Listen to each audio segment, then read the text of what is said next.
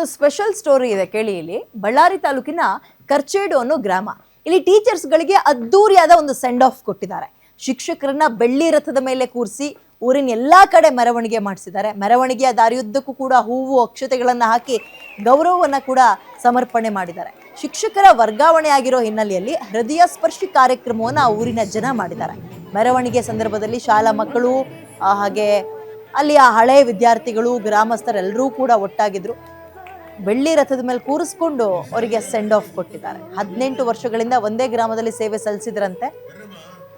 ಸಹ ಶಿಕ್ಷಕ ಪ್ರದೀಪ್ ಮತ್ತೆ ಓಕೆ ಇವರೊಬ್ಬರಿಗೆ ಎಲ್ಲರಿಗೂ ಒಟ್ಟು 3 ಜನ ಕಾಣಿಸ್ತಾ ಇದ್ದಾರಪ್ಪ.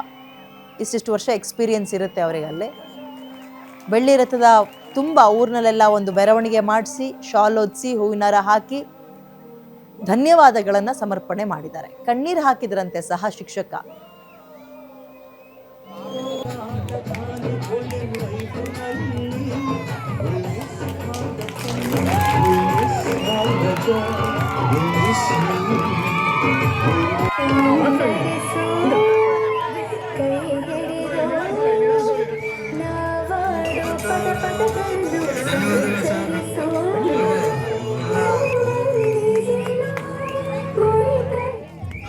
ಅವರು ನಮ್ಮೂರಿಗೆ 2008 ಮಾರ್ಚ್ 28ನೇ ತಾರೀಕಿಗೆ ಶಾಲೆಗೆ ಶಿಕ್ಷಕರಾಗಿ ಬಂದರು.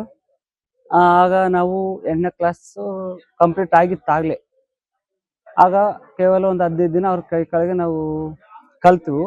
ಆ ನಂತರ ನೆಕ್ಸ್ಟ್ ಇಯರ್ ಅವ್ರು ನಮಗೆ ನಾವು ಹೈಸ್ಕೂಲಿಗೆ ಹೋದ್ರೂ ಕೂಡ ಯಾವುದೇ ಒಂದು ಪ್ರವಾಸಕ್ಕಾಗಲಿ ಇನ್ನೊಂದು ಸಾಂಸ್ಕೃತಿಕ ಕಾರ್ಯಕ್ರಮಗಳಾಗಲಿ ಅದ್ರ ಬಗ್ಗೆ ನಮ್ಗೆ ಹೆಚ್ಚಿನ ನನ್ನ ಇನ್ನೊಂದು ಜನ್ಮ ಕೂಡ ಎತ್ತಿದ್ರು ಕೂಡ ಈ ಕರ್ಚಾಡಿ ಮಣ್ಣಿನ ಋಣವನ್ನು ನಾನು ತೀರ್ಸಕ್ಕಾಗಲ್ಲ.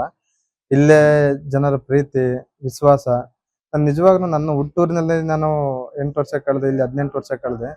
ಆ 18 ವರ್ಷ ಪ್ರೀತಿ ನಾನು ಈ ರೀತಿ ಇರುತ್ತೆ ಬೆಟ್ಟದಷ್ಟು ಅಂತ ಹೇಳ್ಬಿಟ್ಟು ನಾನು ಯಾವತ್ತೂ ಎಕ್ಸ್ಪೆಕ್ಟ್ ಮಾಡಿದ್ದಿಲ್ಲ. ನಾನು ನನ್ನದೇ ಆದ ಆತರದಲ್ಲಿ ನನ್ನ ಶಾಲಾ ಒಂದು ಹಂತದಲ್ಲೇ ಈ ಒಂದು ಕಾರ್ಯಕ್ರಮ ಮುಗಿದಿದ್ದಾಗುತ್ತೆ ಅಂತ. ಆದ್ರೆ ನನಗೆ ಗೊತ್ತಿಲ್ಲದಂತೆ ನನ್ನ ಹಳೆ ವಿದ್ಯಾರ್ಥಿಗಳು, ಹಿರಿಯರು, ಗ್ರಾಮದವರು ಎಲ್ಲರೂ ಸೇರಿ